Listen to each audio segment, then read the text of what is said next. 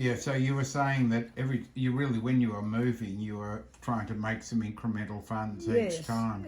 Each time. Yeah. And that's why we moved around a lot Mm. till we finally were able to build our place in Logan Street, but also that when Ken died, we got a certain amount of money, which meant we'd actually owned some real estate that we could sell, which we did after 7 years. We built a beautiful house there. Did you like that house, Ash? Logan Street. Yeah. In the city. Yeah. In town. Yeah. Sorry. Yeah. I mean, I thought it was weird because I'd always gone out of Mansfield into the country. To see you. Yeah. And the thought that you would in town live in town was just a bit weird at the time, but I was quite young. Yeah. But then, you know, I realised it was the best of both worlds. It was right on the edge of town in this old brickworks. Yes. They had views out into the paddocks. Yeah, I remember going there. And we gave Ashley full run of the shed to do some art. He was just starting to. But you and Paul before that had the cottage. Yes, we did. So you always were in town anyway. Yeah. And you were also a couple of the town. You were very well known. Yes. In town. Well, that's because that beautiful little cottage that was built in the 1860s, that was actually a nursing home for naughty girls who got into trouble off farms. And their parents, the landed gentry, didn't want everyone to know their daughter was pregnant. Yeah. And that cottage, before we bought it, was a sort of a hostel, for want of a better word, for girls. But the cruel part about it is they'd have their babies taken away and go home to the farm, and that's what happened in those days. Yeah. Because, you know, we were talking about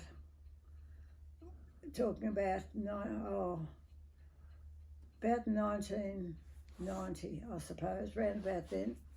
So, yes, and we had a lovely little business there, but it just got too much because I did all the cooking.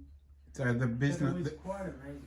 The business was the first little proper tea room. Yeah. We bought Paul's this cottage, and it was next to Paul. You explain that. It was next to Paul that had the framer. Yes. And Paul did the framing. Yes. Yeah, I went there. Yeah, he decided that he couldn't just, but it was the best arrangement because his frame took up half of the cottage, and when I got busy, I only had to say, come and clear some tables. Yeah. And he'd come out and do that. And he's a really good conversationalist with people he doesn't know. Yeah. You know, he can start a conversation. So you were. I'm sort of and what was it called? The cottage. The cottage. And so you've been a pilot. You've been a kennel owner. Yes. You've been a sly grog shop operator. No, we didn't operate. We just made. You made it available to the sly grog, but you've been a licensed grocer. Yes. You've been a cafe owner. Yes.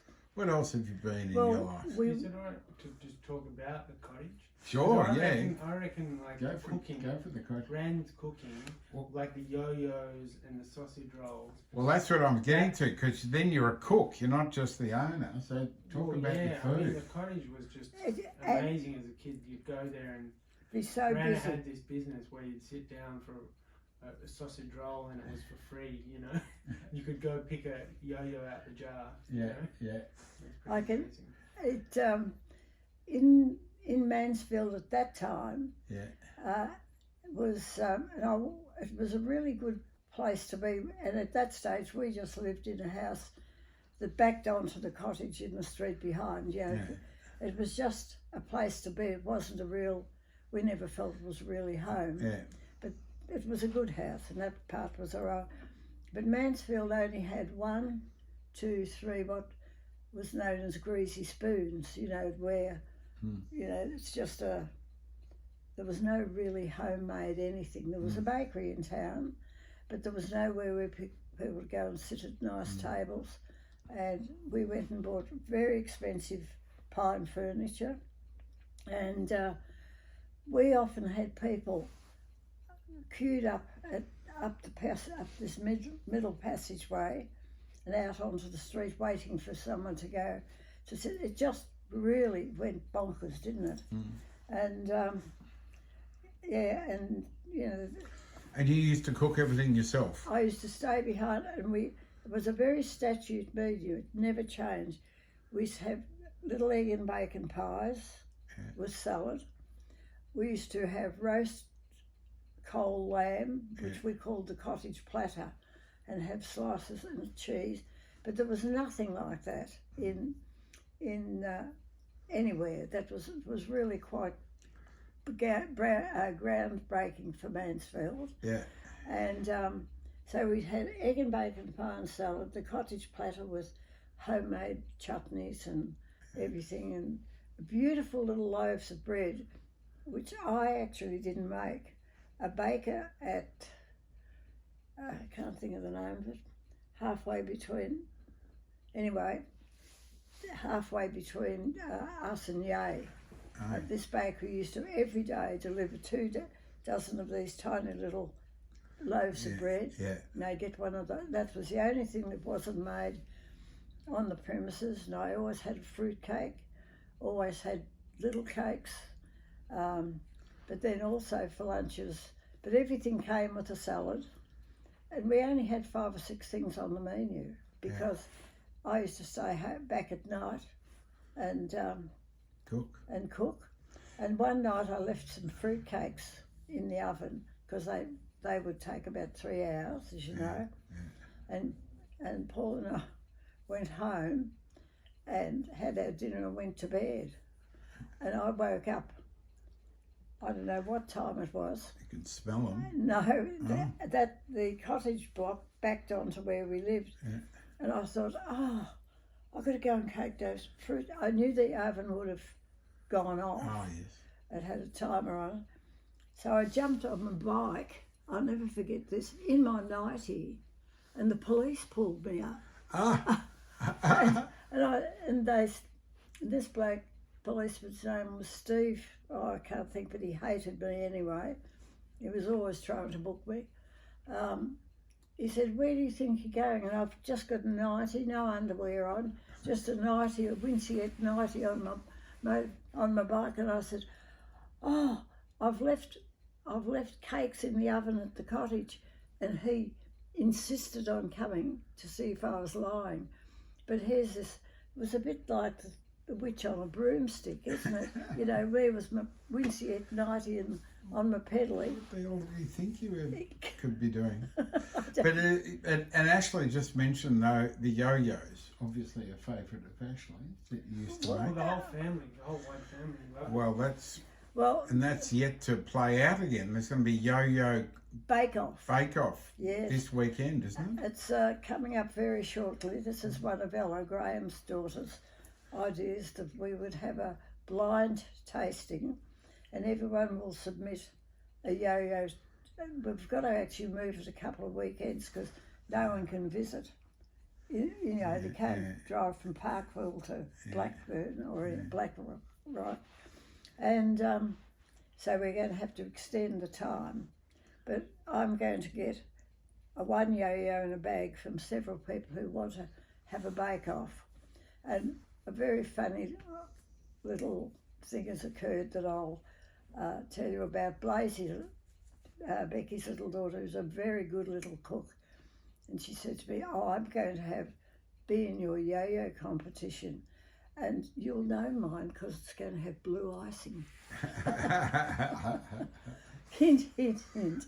Hint, hint, hint. But when did the yo-yo originate? At the cottage? Gosh. No, I think I was making bags of yo-yos. No, it was at the cottage. Yeah. Because it's really a very simple and effective biscuit. Yes. Yeah. And it was at the cottage that I started making them. You've always been a great cook. Oh, I remember that. Yes, I suppose plain, nothing fancy. I don't know. I remember actually. I remember we went out to Wong Turner, our family, and Mum were driving home, and you had steak. You served steak on a barbecue, and you marinated the steak. Oh yeah. And Mum was thinking, oh, she just shows off. Why do you bother to marinate steak? Sister Jude. Yeah, Sister Jude. You know, Yeah. I thought it tasted delicious. It was marinated in red wine and thyme. Brilliant idea. And there, Mum was, oh, but she's always showing off. Oh God. She had a mind of her own. And, She did indeed. and I think, Anyway, I loved your steak. And I remember, and I can still remember, I can still got the taste in my mouth that you used to occasionally make homemade ice cream. yes, I did. We had a churn. You did it in a churn, and I can still taste that ice cream. Well, it was like a small milk Yeah. can with an inner in it, Yep. with an inner Yeah, thing. yeah, And all it was egg custard. yeah. And you chilled it with, it fitted in there, but there was enough room for ice between Yeah.